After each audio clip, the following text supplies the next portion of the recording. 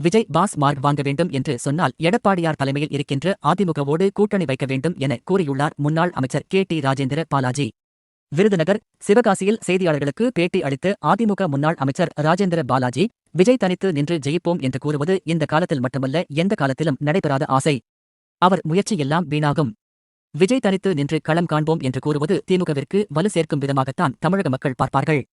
அந்த நேரத்தில் திமுகவிற்கு மாற்றாக அதிமுகவைதான் மக்கள் தேர்ந்தெடுப்பார்கள். விஜய் தனித்து நின்று போட்டியிட்டால் திமுக தமிழக வெற்றிக் கழகத்தை அழித்துவிடும். விஜய்க்கு கூடும் கூட்டம் எல்லாம் வாக்குகளாக மாறாது.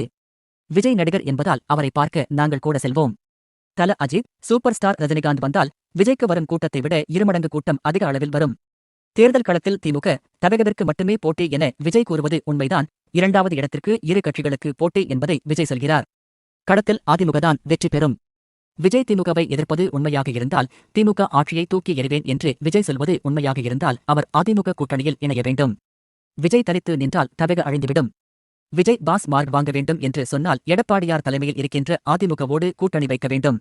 இல்லை என்றால் இந்த தேர்தலோடு விஜயை திமுக முடித்துவிடும். விஜய் நன்றாக யோசித்து அதிமுக கூட்டணிக்கு வரவேண்டும். அதிமுகவின் பலம் மற்றும் அரசியல் அனுபவம் விஜய்க்கு தேவை.